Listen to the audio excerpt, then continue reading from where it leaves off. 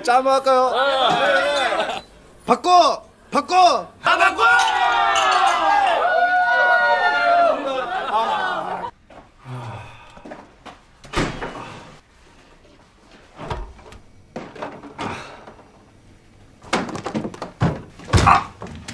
즐겁게 회식을 하고 집에 돌아왔는데 속이 쓰리기 시작하더니 고통에 쓰러집니다.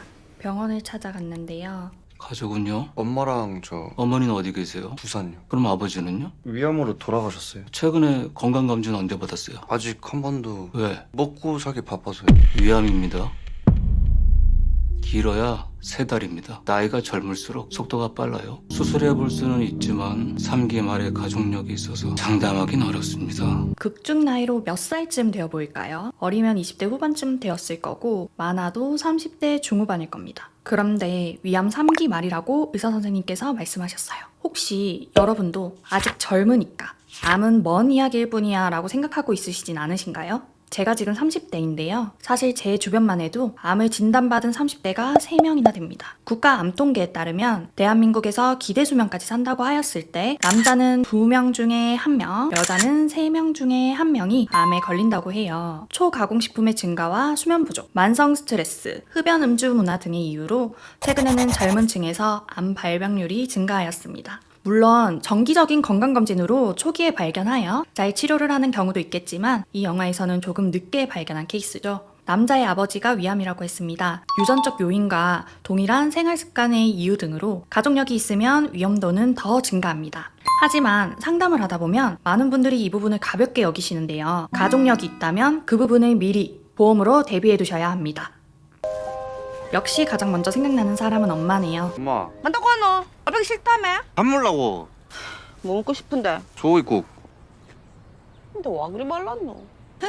서로 툴툴거리는 것이 딱 경상도식 표현이지만 사실 엄마는 매우 행복한 상태입니다. 맞다 아닙니까? 엄마의 밥을 먹으니 행복해 보이는 남자예요. 맛있나? 진짜 너무 맛있다. 그래 다 있어 없나? 많지? 엄마랑 시간을 보내는데 몸은 점점 더 아파옵니다. 그의 여자친구가 그가 암이라는 사실을 알게 되었습니다. 아가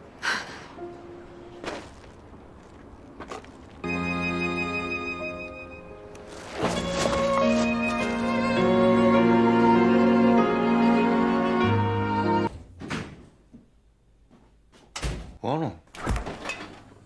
다 어쩌는데? 어렸다. 와, 뭐하노? 다 토할까 아이가? 언제까지 엄마 속일랬노? 속이긴 뭘 속이노? 너 보자마자 살 빠졌다며. 수술 받아라. 아파도 수술 받고 못 일어났다며. 며칠이라도 엄마랑 더 있을란다. 저승감에 엄마가 못 먹는다 이거.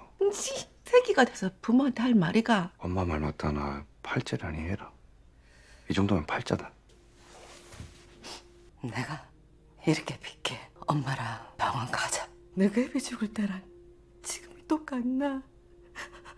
그게 30년이 넘었는데 자식 새끼 먼저 보낸다는 게 그게 뭔지 아나? 내 인생 내 건데 와 이래라 저래라고. 엄마 아이가 엄마. 됐다. 내가 알아서 할 기다.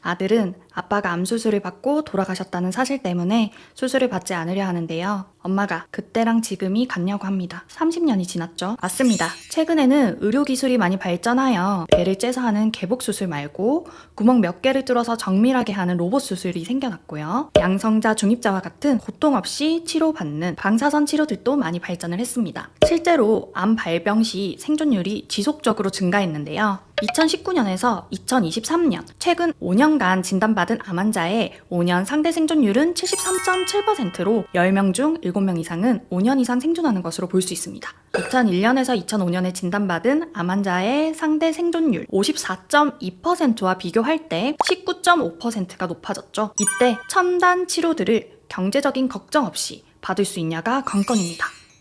그런데 많은 분들이 이런 질문을 하십니다. 암은 산정특례가 돼서 5%만 내는 게 아닌가요? 반은 맞고 반은 틀립니다. 암은 산정특례가 됩니다. 하지만 산정특례는 급여인 부분에서만 가능하고 비급여나 전액 본인 부담금에 대해서는 적용되지 않습니다. 그런데 새롭게 생겨나는 첨단 치료들은 대부분 비급여이고요. 급여화가 되기까지는 오랜 세월이 걸리죠. 그래서 병원에서는 보험을 가지고 있냐고 묻습니다. 이 말인즉 경제적 상황에 따라 치료 방법이 달라진다는 겁니다.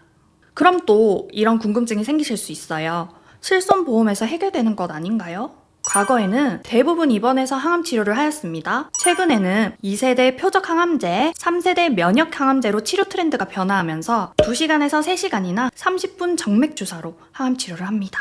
입원 치료가 아니라 통원 치료를 하는 거죠. 여러분, 실손 통원 한도는 어떻습니까? 보통 10만원에서 50만원까지입니다. 그럼 하루에 실손해서 받을 수 있는 병원비는 최대 50만원이라는 이야기죠. 이 내용들이 담긴 예시들을 몇 가지 보여드릴게요. 위암 4기이시고 옵티브로 치료 중이라고 하십니다. 1회 주사 비용 400만원이고 입원 처리로 해서 실비보험 청구를 하려 했으나 병원에서는 그게 안 된다고 했어요. 30분짜리 항암이라고요. 3주에 한 번씩 병원을 가는데 비용이 너무 커지네요 하셨습니다. 위암 4기이시고 바로 항암을 시작하는 게 좋을 것 같다고 하셨어요. 빌로의 가격이 930만원이라고 하네요. 3주에 한 번 항암을 한다는데 매 회차 이렇게 거액을 납부한다면 몇 회만 맞아도 치료비 감당이 안 될 것 같은데 급여 적용은 도대체 언제 되는지 그때까지 제대로 치료를 받을 수 있어야 할 텐데 벌써부터 걱정이 되네요. 정말 간절히 기도하고 열심히 돈 벌어야겠다는 생각밖에 없습니다. 산정특례는 너무나 감사하지만 써볼 법한 기회들이 비급여 비용 때문에 이렇게 벌써부터 걱정이 되니 처지가 너무 우울합니다. 위암 4기 환우고요. 항암 1회 약 1천만원. 직접 들으니 눈앞이 캄캄하네요. 횟수라도 정해져 있다면 몰라도 기약 없으니 막막하고 당장은 급하니 무조건 하겠다고 했지만 경제적으로 얼마나 버틸 수 있을지 모르겠어요. 신생아 육아도 친정 가족들에게 맡기고 있다고 해요. 젊은 분이신 것 같죠? 이분은 항암을 26차, 그중 빌로이주는 19차를 진행해 오신 분입니다. 81년생이시죠? 빌로이주 19차 동안 작년에는 9천만원, 올해는 3,500만원을 결제했다고 하셔요. 여러분, 지금 통장에 이 돈이 있나요? 있다면 병원비로 다 쓰고 나면 어떻게 되나요? 치료를 하기 위해 병원에 다니면 그동안 경제활동 또한 못할 텐데 그것에 대한 대비는요? 그래서 우리는 보험을 준비하는 겁니다. 엄마, 내 수술할 기다. 뭐 갑자기 생각이 바뀌었노? 그냥 엄마가 너무 불쌍하다. 무심하들 죽기 전에 절든다 하더만 딱 그 짝이네.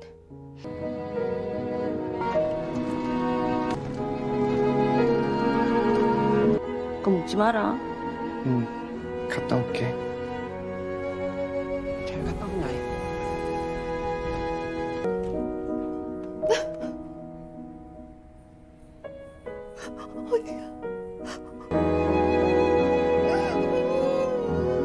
아들은 암 수술을 받기로 합니다. 수술 한 번으로 암 치료가 끝나는 경우도 있겠지만 항암 방사선과 항암 약물 등 다른 치료들을 병행하는 경우가 많죠. 아마 극중 인물도 수술만 하는 것이 아닌 다른 치료들도 함께 진행할 겁니다. 그래서 요즘은 암 진단비뿐만 아니라 암 치료비까지 같이 준비를 하시는데요. 암 진단비는 진단을 받았을 때 최초 1회에만 받는 거라면 치료비는 항암 수술, 항암 약물, 항암 방사선 각각 보험금이 지급이 되고 매년 지급되는 구조이기 때문에 항암 치료가 길어지는 경우 큰 도움을 받을 수 있습니다. 여러분은 지금 암 진단비가 얼마나 준비가 되어 있으신가요? 만에 하나 우리가 암에 걸렸을 때 준비하신 진단금으로 치료비와 생활비까지 보호가 가능한가요? 나는 암 걸리면 그냥 죽을 거야 하시는 분들도 종종 뵙습니다. 그 과정 속에서의 통증과 그것을 지켜보는 가족들의 아픔은요? 보통 가족 중 한 명이 아프면 가족들 전체의 삶의 질이 하락합니다. 비용이 많이 들지만 고통은 적은 첨단 치료를 걱정 없이 받을 수 있다면 얼마나 다행일까요? 이 기회에 여러분들의 암 진단비와 암 치료비를 한번 점검해 보셨으면 좋겠습니다.